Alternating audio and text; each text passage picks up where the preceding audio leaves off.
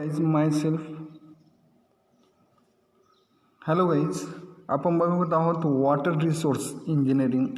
आणि या water resource इंजिनिअरिंगमध्ये आपण लास्ट लेक्चरमध्ये बघितलं आहे की काही प्रॉब्लेम बघितले. कशाविषयी प्रॉब्लेम बघितले की water bridge equation for the catchment यावर काही प्रॉब्लेम आपण या वॉटर रिसोर्स इंजिनिअरिंगमध्ये आपण बघितले. आता त्यामध्ये जर बघायचं तर फर्स्ट प्रॉब्लेम आणि सेकंड प्रॉब्लेम आपण बघितला, तर त्याच्यासाठी काही प्रिस्क्रिप्शन आहे. आता ते जर प्रिस्क्रिप्शन जर बघितले तर it is defined as the return of atmospheric moisture to the ground in the form of solid or liquid. प्रिस्क्रिप्शनमध्ये काय सांगितलं आहे की the return of atmospheric moisture to the ground in the form of solid or liquid आपण या पद्धतीने सांगू शकतो. तर त्याच पद्धतीनं फ्रॉम ऑफ प्रिस्क्रिप्शन यामध्ये जर बघितलं आहे की फर्स्ट दिलं आहे की डिझाय तर त्यामध्ये जर सांगितलं आहे की this is a form of prescription consist of water droplet of diameter less than 0.05 centimeter with intensity less than 0.01 centimeter per hours. त्याच पद्धतीनं आपण रेनफॉलमध्ये जर सांगितलं रेनफॉल तर त्यामध्ये दिलं आहे की this is from of prescription of water drop larger than 0.05 centimeter diameter up to 0.5 centimeter diameter. त्याच पद्धतीने water drop of size greater than 0.5 centimeter diameter tend to break up as they fall through the atmosphere. Intensity varies from 0.25 centimeter per hour to 0.75 centimeter per hours.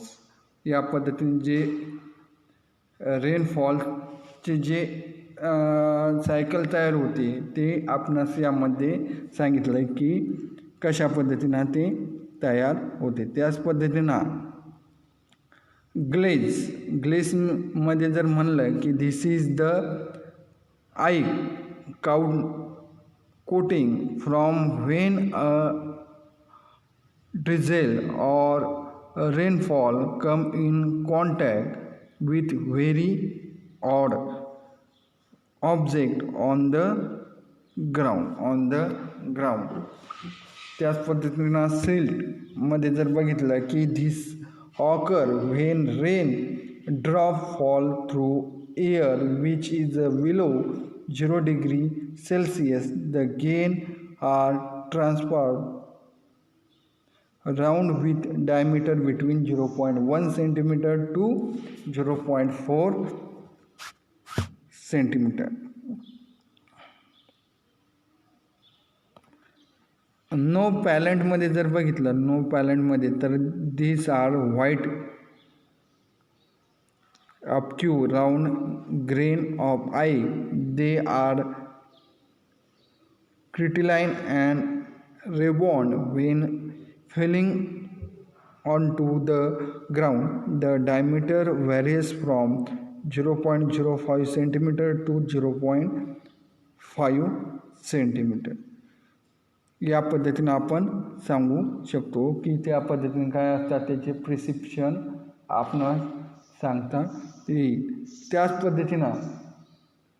पद्धतीनं आपण जर बघितलं की हेल्समध्ये जर बघितलं की धीस आर द बेल और irregular lump of ice of over 0.5 centimeter diameter from by repeated freezing and melting. These are formed by upward and downward movement of air masses in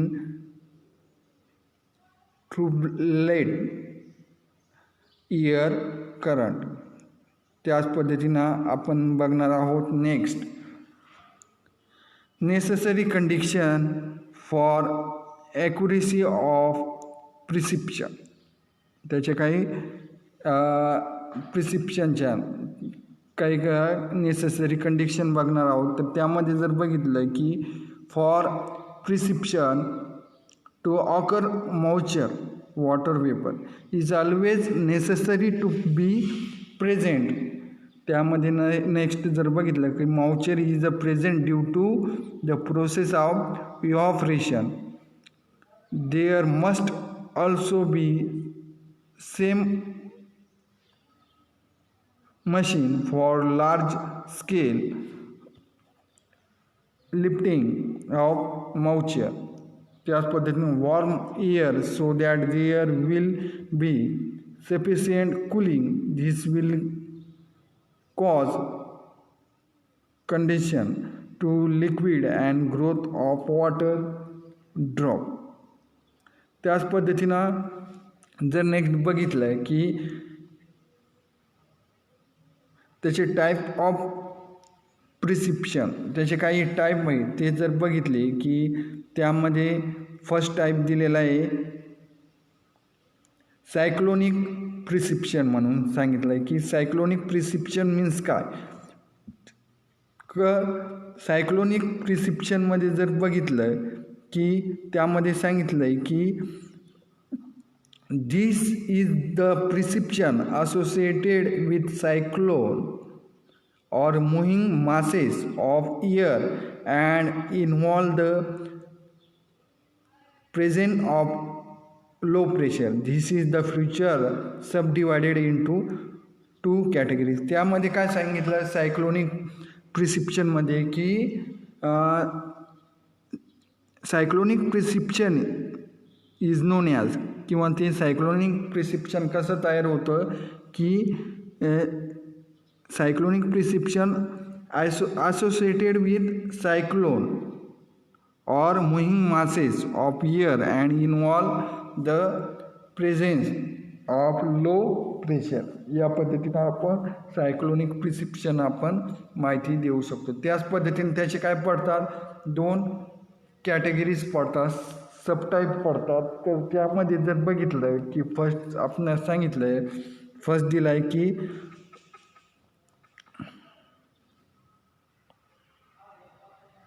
first सांगितलं की non फॉर्टन cyclonic प्रिसिप्शन. त्यामध्ये जर सांगितलं की in this low pressure are develop in a region where the atmospheric pressure is lower than that of surrounding location.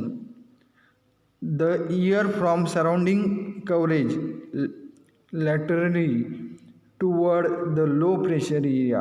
This result in lifting of air and hence cooling. It may result in precipitation. आणि त्यामध्ये second जो type दिला की frontal cyclonic precipitation. Frontal cyclonic प्रिसिप्शनमध्ये काय सांगू शकतो की front is a various region between two air masses having different temperature, density, moisture आणि contact. If a warm and moisture air mass move upward over a mass of cold and your air mass, the warm air get lifted, cold and may result in precipitation. Such a precipitation is known as warm front precipitation. म्हणजे आपण जे चक्रीवादळ तयार होतं बरोबर, ते कशा पद्धतीनं तयार होतं याची या पद्धतीने काही फिगर दिलेली आहे की या पद्धतीनं ते तयार होतं वॉर्म एअर. आता त्यामध्ये जर आणखीन सांगायचं म्हणलं की त्याचे काय पडतात,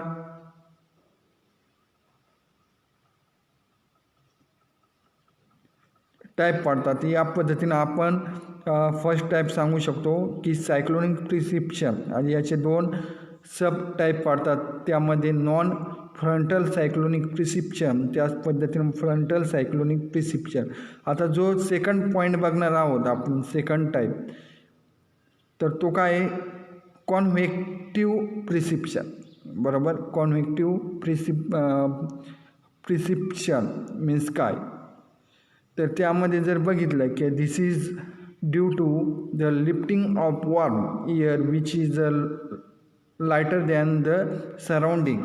त्यामध्ये generally this types of precipitation occur in the tropic where on a hot day the ground surface get heated unequally, causing the warmer air to lift up, and precipitation occur in the form of higher intensity and short duration. त्यानंतर आपणास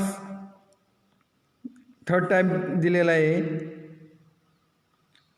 ऑर्गोग्राफिक्स प्रिसिप्शन. बरोबर, ऑर्गोग्राफिक्स प्रिसिप्शन म्हणजे काय की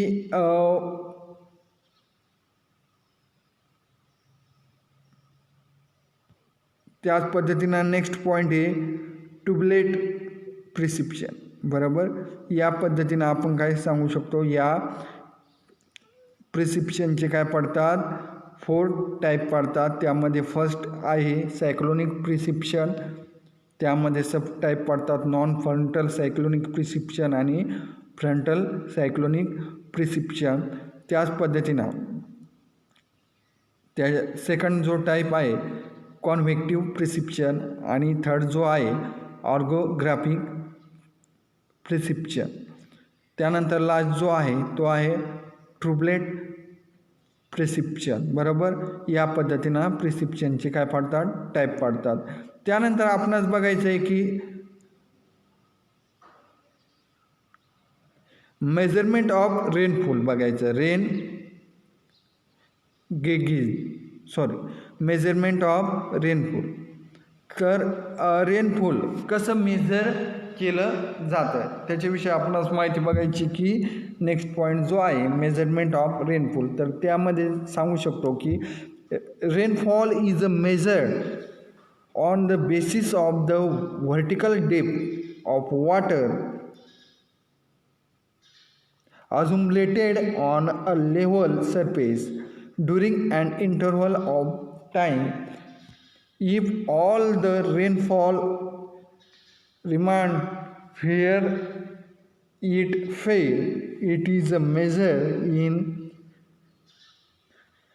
mm. The instrument used for the measurement of rainfall is called rain gauge. आता rain gauge means काय की आपणास सांगितलंय की ते कसं मेजर केलं जातं, की रेन गेज कसं मेजर केलं जातं की rainfall is major on the basis of vertical depth of water accumulated on a level surface during an interval of the time. If all the rainfall remained where it fell, it is a measure in mm. The instrumental used for measurement of rainfall is called rain gauge. आणि त्याचे काय पडतात, 2 type पडतात. तर there are classified as non recording type आणि recording type. त्यामध्ये rainfall measurement करतो त्याचे 2 टाईप पडतात. तर त्यामध्ये जे non recording type rain gauge आहे त्यामध्ये आपण सांगू शकतो का this rain gauge which do not record the depth of rainfall. ते काय रेकॉर्ड करत नाही, डेप्थ ऑफ रेनफॉलचं काय करत नाही, रेकॉर्ड करत नाही. But only collect rainfall some Simon's rain gauge is the usual non-recording type of rain gauge. It gives the total rainfall that has occurred at a particular period.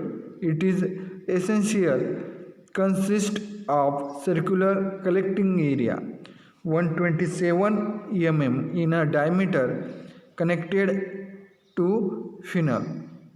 त्याच पद्धतीने आपण त्याविषयी माहिती सांगू शकतो की the funnel discharge the rainfall into receiving vessel. The funnel and the receiving vessel are housed in a metallic container. The compound of these rain gauge are shown in figure below. म्हणजे काय सांगितलं की जे rain gauge आहे, first जो point आहे की non recording rain gauge, त्याची फिगर या पद्धतीनं आपण सांगू शकतो की या पद्धतीनं त्याची माहिती दिली की यामध्ये काय दिलं आहे, फाउंडेशन ब्लॉक दिलं आहे 600 mm into 600 mm into 600 mm. त्याच पद्धतीनं जे इथे एक ब्लॉक दिला आहे ग्लास बॉटल, यामध्ये जी बॉटल ठेवलेली ग्लास बॉटल दिली, त्याच पद्धतीनं फिनॉल दिले ते ग्लास बॉटलमध्ये. त्याच पद्धतीनं सिलेंडरिक मेटल केज ते दिले 127 mm.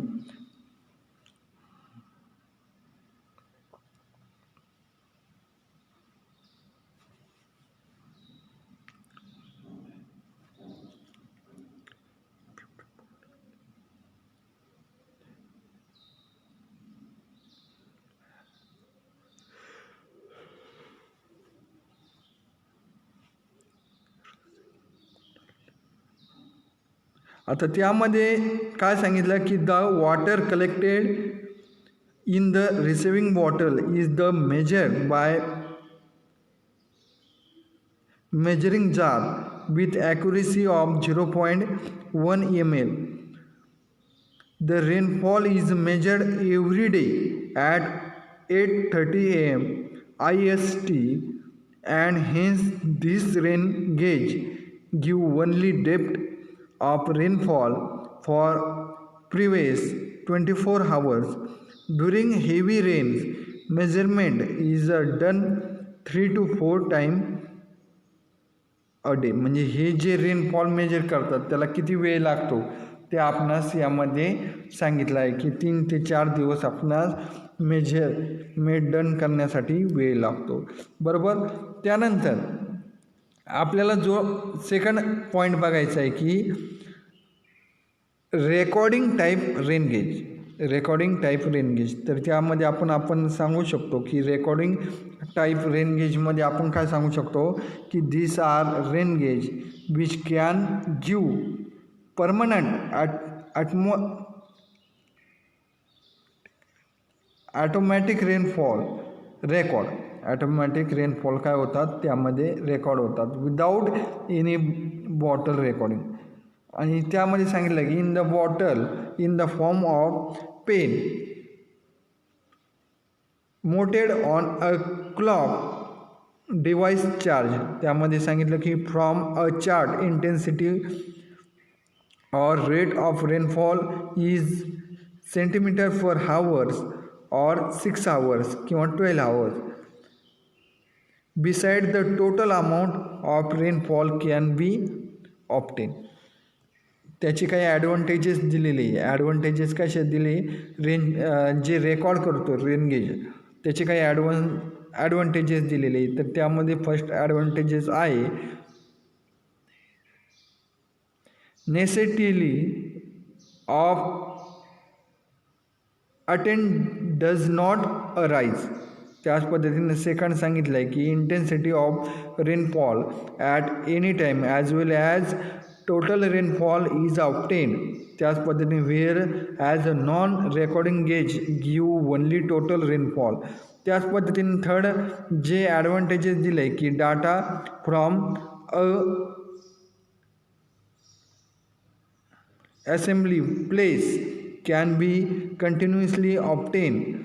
One gauge is established. त्याचमध्ये लास्ट सांगितलं की human error R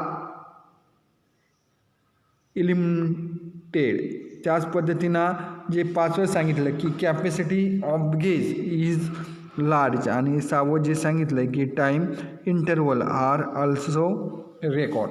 time interval काय होते रेकॉर्ड केलं जातं. बरोबर या पद्धतीनं आपण सांगू शकतो. तर त्याचे काही डिसॲडव्हान्टेजेस सांगितले की रेन गेजचे डिसॲडव्हान्टेज सांगितले की हाय इन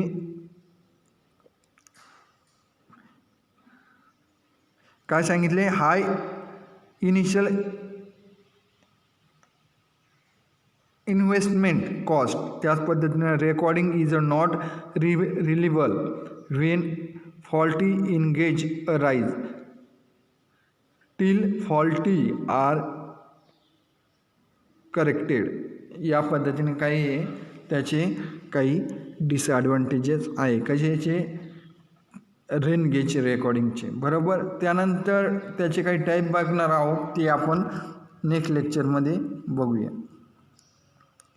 रेन गेजचे काही टाईप बघणार आहोत ते आपण नेक्स्ट लेक्चरमध्ये बघूया.